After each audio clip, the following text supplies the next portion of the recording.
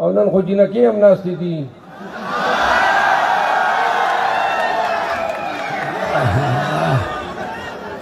خبره واورئ، داسې ریاکشن مو پر وکړ لکه چېرته دا بني ادم مو تاسو مخکې نه لیدلی. ها خبره دا کومه ما ته منتظم په غوږ کې وایي اجمل وزیر هم ناسته، نو وایي چې لکه ته خو بیا په کچه ته ورګډ سې او سیاست شروع کړي، نو وایي خیال ساته او رګزی صاحب یې وښولو. نو خبره دا ده سیاست خو موږ نه کوو، خو استقبال نه پته لګي. نن سیاست په نه کوو ولې چې جمعیت والا هم پکې ناست دي. نو پکار د آدابو تقاضا ده چې موږ دلته سیاست نه کړی، خو دوه خبرې به هسې د خپل د پښتونولۍ یا د خپل وطن درته وړاندې کړمه.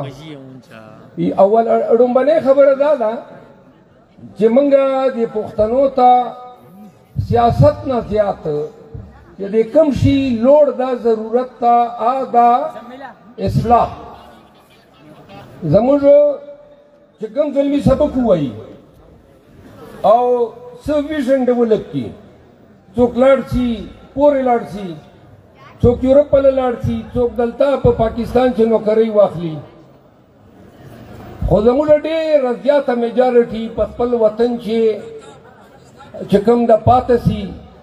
او موږ د پښتنو دا یو رواج ده چې یو کس یې ګټي او شل میړه یې خوري. دا هغه ده دلته په اسلام آباد او پنډۍ کې دې ځای نه ورلېږو او هلته خوراک ته ناست دي. نو زه دا خبره درته کوم چې زموږ په دې خاوره ډېرې بیمارۍ پیدا شوي دي، لکه دغې ته سوچ کول پکار دي. موږ غټه مسله بدامني ده، زموږ په خاوره باندې 23 کاله وسول چې ملیټنسي ده، دهشتګردي ده، انارکي ده، ویشتل دي، ډز ده او دښمنیانې ډېرې زیاتې شوې.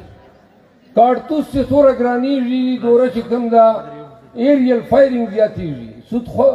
سودخور پکې زموږ په وطن چې نن سبا معتبر جوړ ده. اخلاقي بیمارۍ زیاتې شوې. یو ټیم به و د پښتنو د اسلام د مینې مثالونه به ورکېدل. نن وخت چې کوم شی شریعت ښیي، دین ښیي، اسلام ښیي، لکه خویندو لوڼو ته حق ورکول، په یتیم باندې په سر باندې لاس تېرول، د خوار غریب امداد کول، د ګاونډي ته په روغ نظر کتل. که ځان سره وګورو نو زموږ په خاوره کې دا څیزونه اوس ورک دي. او موږ ته لوړ دا دی چې موږ په یتیم چېرته ترس وکړو، چېرته خوار غریب ته وګورو. رپتیان که رپتیان پښتانه شته، فیصل آباد ته لاړ شو د ګوټ په ګوټ په تاسو ته چیریټي اسپتالونه میلاویږي. خو په پښتونخوا کې خدای چا ډسپنسري پورې وس نه ده رسېدلی چې خپلو پښتنو ته چېرته یوه ډسپنسري جوړه کړي. سیاست دومره پولرایز شو چې نن وخت کې د پارټیانو وال خپله کې د خبرو د ناستي هم نه دي پاته چې یو بل سره موږ چېرته روغه خبره وکړو. نو زما بچو زه تاسو ته دا وایم چې زموږ د کام د ټولو نه غټه ذمهداري زموږ باندې دا ده چې زموږ کوم نسل ده او کوم ستاسو جنریشن ده، موږ دا نشو ویلی چې موږ تاسو ته په وراثت کې څه ښه څیزونه پرېږدو لګیا یو، بدامني درته پرېږدو لګیا یو او معاشي بدتري را روانه ده.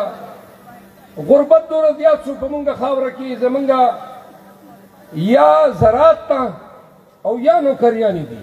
نه زموږ په سیمه کې کارخانې شته، نه انډسټریل زون شته، نه زموږ د علاقه داسې ډیولپ ده څنګه پنجاب ده.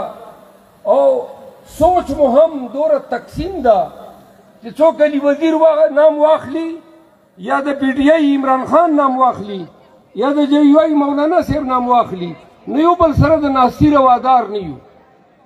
نو زما بچو زه تاسو ته دا وایم ما داسې زړونه ډېر ستر کوي، درګذر نه کار اخلئ، سیاست پورې لنډ ساتئ، د خپل لیډر